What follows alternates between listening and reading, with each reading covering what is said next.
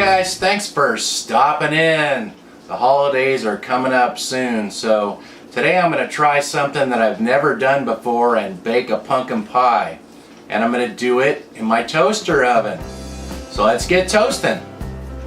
I went shopping for the ingredients last night and here's what I got. Pre-made pie crusts. These are frozen and these are deep dish. It said to get deep dish pie crusts. And then I got a can of pumpkin. This is just pure pumpkin.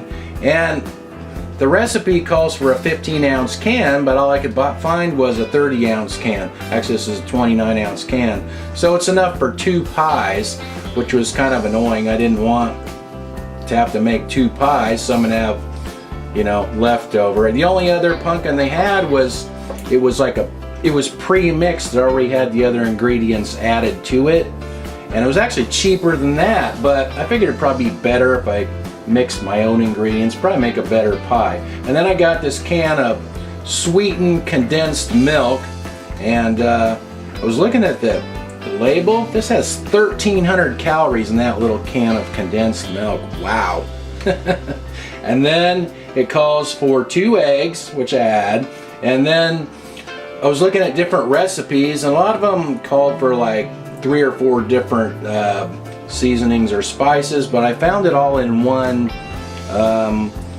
thing right here, pumpkin pie spice. So you just add a tablespoon of that. So that simplifies things a little bit. And then the other ingredient, some of them called for vanilla, some of the recipes didn't. I'm gonna put some vanilla in mine. This called for 1 teaspoon. But my wife loves vanilla. She said, no, put more than that. So I said, so you think about a tablespoon? She said, yeah, at least. So I'm going to put a tablespoon of vanilla in mine. So let me get the pumpkin opened up and we'll get all this stuff mixed together. So I'm just going to put about half the can of this pumpkin in there. I'll just kind of eyeball it.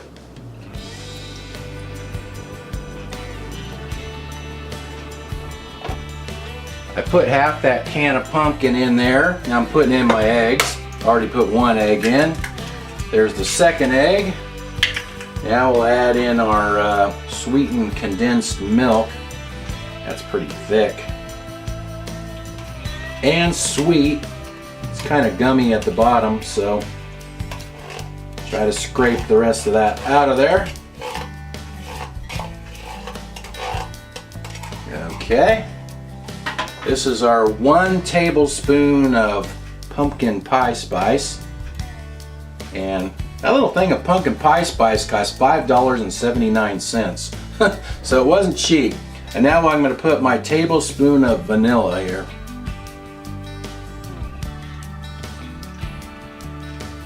Alright, that looks good. Now I'm going to get that all mixed together and we'll get it into the pie crust. Okay, my pie filling is all mixed up and I tasted it and it tastes really good. I put my pie crust on the toaster oven tray. That way if it overflows any, it won't get all over the bottom of my oven. That looks perfect. Okay, let's get it into the oven. I set my oven to bake at 425 degrees Fahrenheit. It says to cook it for the first 15 minutes at 425, and then after 15 minutes turn the temperature down to 350 degrees. So, and the total cooking time is supposed to be about 55 minutes. So we'll be back in a while. This has been cooking for about 30 minutes, so we're about halfway through. So I'm going to try to rotate it so that the front of the pie is in the back of the oven, because it tends to get a little hotter in the back of the oven. Actually, it is getting a little bit brown looking on the back part, so I might not have even needed to start it at 425 degrees. Might have been better just to cook it at 350 all the way through. Okay, and by the way, I have it on the lower slot of the oven, so I wanted to keep the top of the pie down away from the elements too much because I thought it might burn that way too. So alright, we'll get it back in there and let it finish cooking. This has been cooking for about 48 minutes.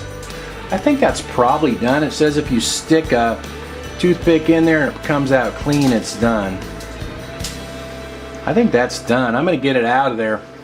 I'm going to let this cool for a while before I cut into it. Now, one thing I'm thinking is that edge there got a little dark, and that was right in the beginning when I had the oven turned up to 425 degrees.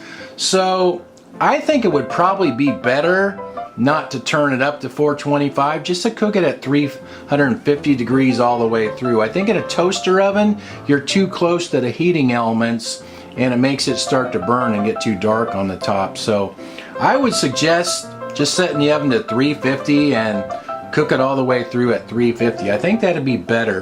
There's no toaster oven instructions for this kind of stuff, so I kind of have to figure it out myself. My pie has been cooling for 2.5 hours now, so it's time to cut a piece and see if it's any good.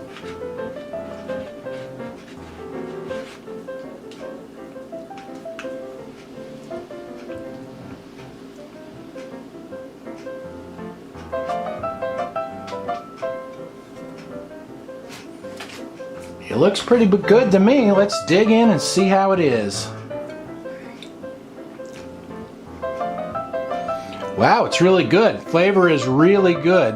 A tablespoon of vanilla is not too much. In fact, I don't even taste it that much. So, you know, the vanilla is optional, but a tablespoon is not too much in my opinion. I think it's good, and my wife thought it was really good too. So, this was a success. The only thing I would do different is cook it at 350 degrees all the way through instead of start out at 425. But as far as the ingredients, I think it's really good. I'll list the ingredients in the description, and hope you guys will give it a try. Thanks for watching, and I'll talk to you next time.